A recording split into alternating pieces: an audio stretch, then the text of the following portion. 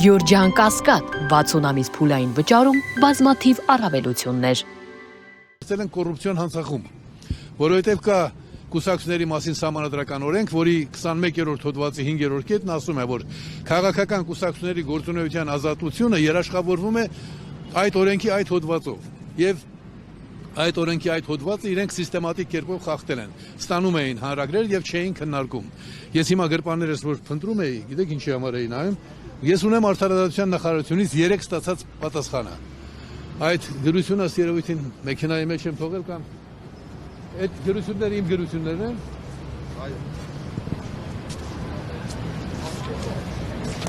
Ուրեմն 3 սահմանադրական Արդարադատության նախարարությունը սահմանադրության վերաբերյալ պատասխանում ինքը գրում է. մենք քննեցինք ձեր դիմումը, առաջին անգամ է որ ժամանակին պատասխանում են։ Վարչապետին ուղղված դիմումինի պատասխան, մեր Արդարադատության նախարարության անունն էլ կարող եմ ասել ով է այս պատասխանատվությունը իր վրա վերցրել, քարտուղարը Համլետ Հարությունյան։ Գլխավոր քարտուղարն է Արդարադատության դատարան, ասում է որ ձեր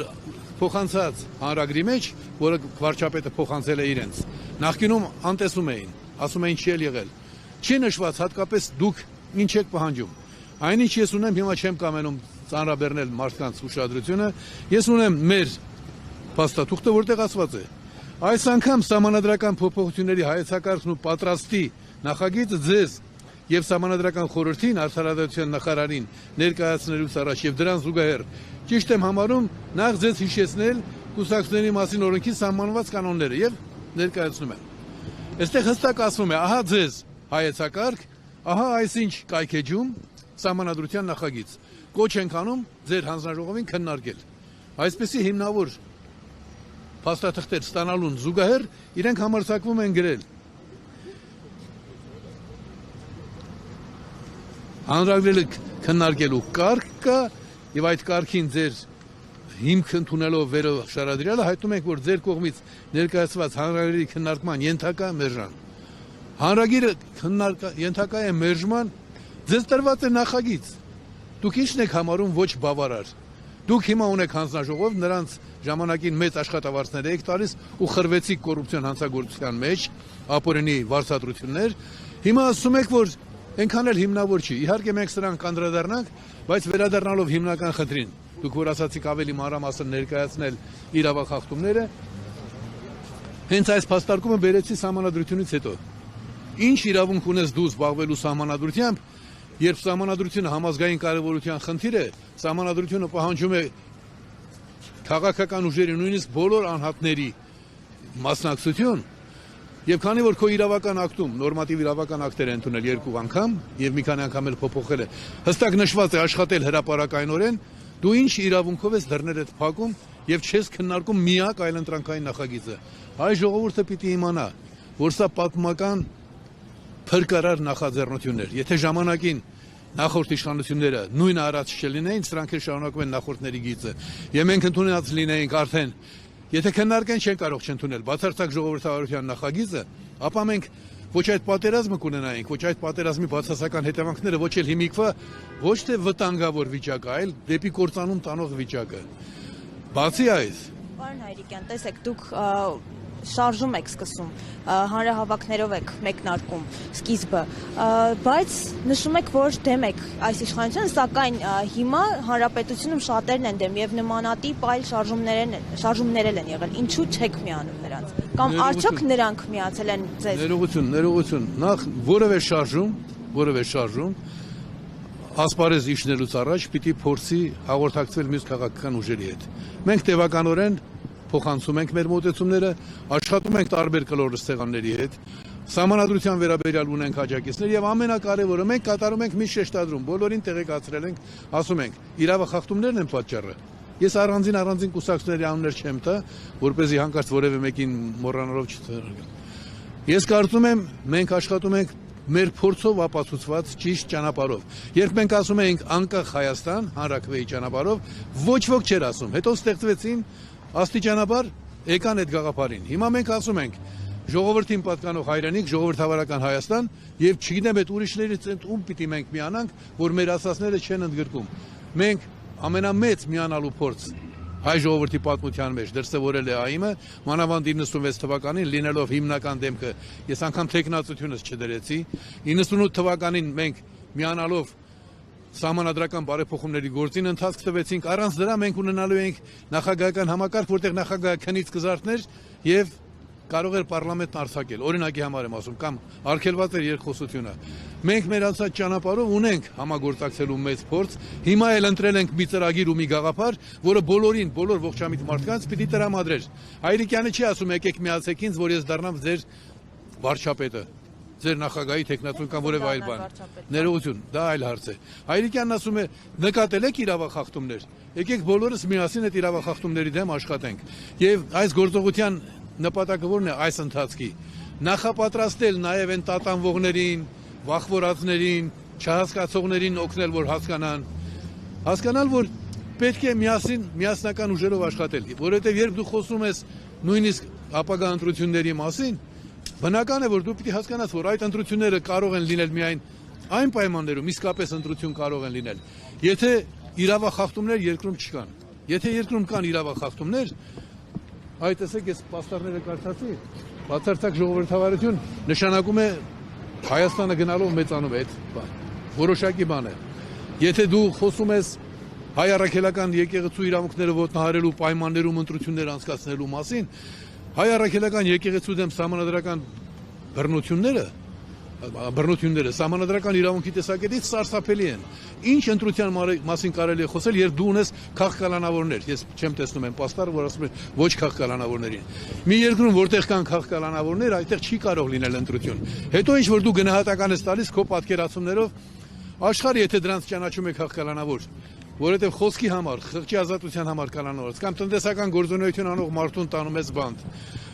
Այնպես որ այս բոլորը իրար հետ սերտորեն կապված խնդիրներ են, ու այդ բոլոր խնդիրների մեջ մենք գտանք հիմնականը։ Եկեք այս փուլում բոլորդ դիմում եմ բոլոր 100 տարվա եւ 100 օրվա բոլոր կուսակցություններին։ Կա խնդիր։ Այդ խնդիրը մեր ժողովրդի երկրի ճակատագրի տերը չլինելն է։ Դա հիմնական խնդիրն է։ Եթե դա չենք, չունենք այդ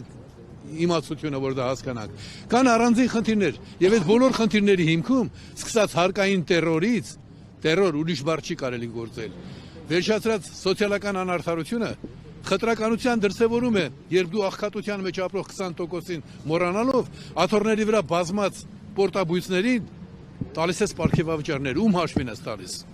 Այս բոլորը խնդիրներ են։ Ես բոլոր խնդիրներին միանգամից իհարկե չեմ կարող անդրադառնալ, բայց ով ինչ խնդիր որ տեսնում է, ինչ որ կարևոր է համարում, այդ ամենի հիմքում ընկած է իրավախախտում։ Ուրեմն հաջորդ ուրբաթ ժամը 4-ին այստեղ պիտի լինենք ոչ թե 50 հոգի կամ 10 հոգի, այլ պիտի լինենք 1000 հոգի։ Իսկ մյուս ուրբաթ 10000։ Փետրվարի 18-ին այստեղ պետք է բոլոր նրանք, ովքեր միայն իրավախախտումից են խոսում, ոչ թե ես Ամերիկա մետ եմ, դու Եվրոպա մետ ես, դու դա թող մնա, դա քո խնդիրն է։ Բոլորս պիտի համախմբվենք նախ եւ առաջ իրավախախտումները Հայաստանում վերջացնելու, իրավախախտումներին վերջ տալու համար։ Իսկ իրավախախտումների մեջ ընկած է նաեւ այն, որ դու տանդ նստած ես, հանկարծ իմանում ես, որ քո հայրենիքի անունից ինչ որ մեկը գնացել է եւ ասում է դե բնական է, էլի Գորիս Կապան ճանապարհը փակել են, այդ մերը չէր։ Եվ դու ասելու բան չունես։ Վաղը ասում է, բանը, մենք խաղաղություն ենք հաստատում, բայց ռազմագերիներ ունես։ Ես որպեսզի հարցերը չկրկնեմ ասեմ, դուք շատ կարևոր երևույթի մասին խոսեցիք, նման իրավիճակներում ազգը պետք է իր ուժերը միավորի, իսկ ազգը իր միավորումը սկսում է նախ քաղաքական ուժերի շուրջ միավորվելուց, այնուհետև այդ միավորումը շարունակվում է արդեն համազգային մակարդակով, այդ միավորումը կայացնելու համար պետք է առաջի քայլը կատարել։ Եվ որպեսզի որևէ մեկը խանդի դրսևորում կամ բարդույթ չզգա, մենք դրել ենք մի հարց, որը բոլորի համար ընդհանրական է։ Ինչի մասին էլ խոսում ես, դրա հիմքում ընկած են իրավախախտումները, ազգային իրավախախտումներ եւ մարդկային։ Տեսեք, ազգայինի մասին որ խոսեցի, ասեմ, ավելի սարսափելի բան, քան Արցախի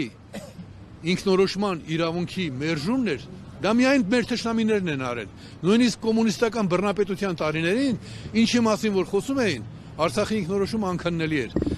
Համաշխարհային հանրությունը ստեղծեց կառույց Մինսկի խումբը, որովհետև ինքնորոշման իրավունքը ուրանալ չէր կարելի։ Բայց այսօր Հայաստանում իշխանության տեր է մի մարդ, մեր անունից երկրի ճակատագրով զբաղվում է մի մարդ, որը ուրացել է, որը ուրացել է ազգերի ինքնորոշման իրավունքը։ Ազգերի ինքնորոշման իրավունքի ուրացումը դա հանգիստ մնացեք։ Մենք բոլորը ձեզ հետ ենք, դուք էլ մեզ հետ եք, շնորհակալություն։ Ուրեմն, եթե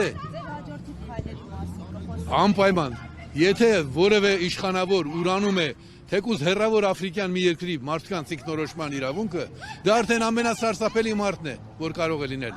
Մեր այստեղ հավաքվելը, հաջորդ օրերին հավաքվելը ունի մեկ հիմնական նպատակ։ Այդ հիմնական նպատակը մարդկանց օգնել, որ իրենց արժանապատվության տերը լինելով առաջ գնան։ Քայլերի հաջորդականությունը հետևյալն է։ Այս ուրբաթ հավաքվեցինք որպես նախապատրաստական քայլ եւ այս քայլի ընթացքում մենք խոսեցինք իրավախախտումների մասին, հիմնական իրավախախտումներն են։ Հաջորդ ուրբաթ բոլոր նրանք, ովքեր որ համամիտ են, որ մեր դժվարությունների հիմքում ընկած է մեր մարդկային եւ ազգային ընդհանրական իրավունքների խախտումը, ներառյալ նաեւ հավատացյալների ազատ լինել, իրենց խճի ազատության հարցում անկաշկանդ լինելու խնդիրը։ Նրանք կարող են միանալ հաջորդ ուրբաթ-օրվա մեր համահավաքին, հանրահավաքին, ես այդպես կասեմ, ես չեմ վախենում։ Գիտեք, եւս երկու ուրբաթ մենք հավաքվելու ենք ու ամսի 18-ին, փետրվարի 18-ին հայ ժողովրդի ազատասիրությունը խորհրդանշող օրը, Երևանի 21 թվականի 1921 թվականի Երևանի ազատագրման օրը հավաքվելու ենք այստեղ արդեն հավաքականորեն տեսակետ արտահայտելու։ Գործերի հաջորդականության մեջ շատ կարևոր է, որ այս 2-3 շաբաթների ընթացքում մենք նաև մասնավոր քննարկումների ընթացքում հայտարարի գան գործողությունների մասին։ Բոլոր նրանք, ովքեր որ խոսում են ընտրություններում բան փոխելու մասին, դա իրենց իրավունքն է, բայց նրանք պիտի հասկանան, որ ընտրություններ չեն լինելու առանց միավորման։ Միայն մի դեպքի այսպիսի իրավիճակներում բոլորը առողջ ուժերը պետք է միավորվեն, իսկ ավելի ճիշտն այն է, որ մենք հասցնենք մինչ այդ սահմանադրական բարեփոխումներն իրականացնել եւ ընտրությունները կատարել նոր սահմանադրությամբ։ Գործողությունների մեր հաջորդականության հիմնական ուղին այդ է։ Պարոն Հայրիկյան, դուք հայտարարություն եք տարածել, որ այսօր կարող է լինեք 100 կամ ավելի քան հազարավոր աջակիցներով, ինչու չեն մասնակցում։ Ինչն է պատճառը։ Ներողություն, ես ինչպես եք հաջորդ ուրբաթ հավաքվելու։ Դուք շատ ճիշտ նշեցիք։ Մեր իրազեկման փաստաթղթում մենք նշել ենք, որ կարող են լինել 100 հոգի, կարող են լինել փակագծերի մեջ, կարող են լինել հազարներ։ Ես ազգային ազատագրական պայքարը, հազարապատիկ ավելի դժվար պայքարը սկսել եմ 5 հոգով։